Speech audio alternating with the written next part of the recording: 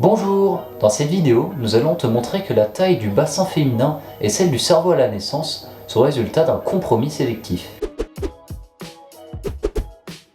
Pour répondre à cette question, on va d'abord définir le terme compromis sélectif. En SVT, un compromis sélectif a lieu quand une modification avantageuse d'un gène mène à un désavantage d'un autre.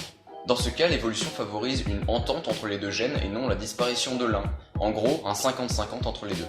Donc maintenant que nous avons défini le terme le plus important de cette question, passons à la question en elle-même.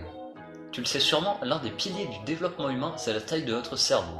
En effet, la taille de notre volume crânien nous a permis de nous développer, mais aussi d'entretenir des interactions sociales et de développer des outils de plus en plus complexes. Et cette intelligence hors norme concorde avec la taille de notre cerveau qui est bien plus grande comparée à celle des autres mammifères. Par comparaison, les primates ont un cerveau d'environ 350 grammes contre 1400 grammes pour l'homme, soit environ 4 fois plus grand. Cependant, et c'est ce qui fait notre originalité dans le monde animal, nous sommes la seule espèce à pratiquer la marche bipède constamment. Certains animaux le font, mais dès qu'ils doivent courir vite, ils remarchent à quatre pattes ou, s'ils en ont plus, sur toutes leurs pattes. Je vais donc maintenant laisser la place à Bertrand Gérard, un scientifique chevronné qui va vous expliquer ce compromis sélectif bien mieux que moi. Nous avons donc ici un compromis entre deux forces capitales de l'espèce humaine.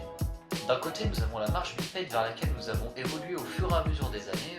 Elle nous est donc maintenant totalement naturelle. Et d'un autre côté, nous avons la taille de notre cerveau qui devient de plus en plus importante. C'est d'ailleurs ce cerveau qui nous aide à survivre dans un monde où c'est le plus fort qui gagne.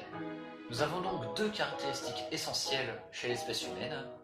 D'un côté, la marche bipède, et de l'autre, un cerveau de plus en plus grand. Ces deux caractéristiques se font donc face à cause de leur développement contraire, c'est-à-dire que si une mutation venait à favoriser l'un des deux avantages, ce serait forcément au détriment de l'autre. Et comme l'évolution ne peut pas privilégier l'un ou l'autre, nous sommes dans un cas de compromis sélectif qui nous limite et nous préserve. À la naissance, il y a donc un risque mortel pour le bébé et sa mère, car la tête du bébé étant très similaire à la taille du foramen de la mère, l'accouchement se passe rarement bien et sans douleur. Nous sommes d'ailleurs les seuls primates à avoir besoin d'aide pendant l'accouchement, ce qui lui a donné un côté social dans l'histoire de l'humanité.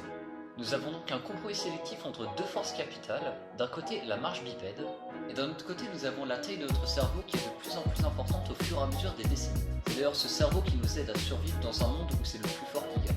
Nous avons donc deux caractéristiques essentielles chez l'espèce humaine, la marche bipède et un grand cerveau. Et vous l'aurez compris, ces deux caractéristiques se font donc face à cause de leur développement contraire. Donc si une mutation venait à favoriser un de ces avantages, ce serait forcément au détriment de l'autre.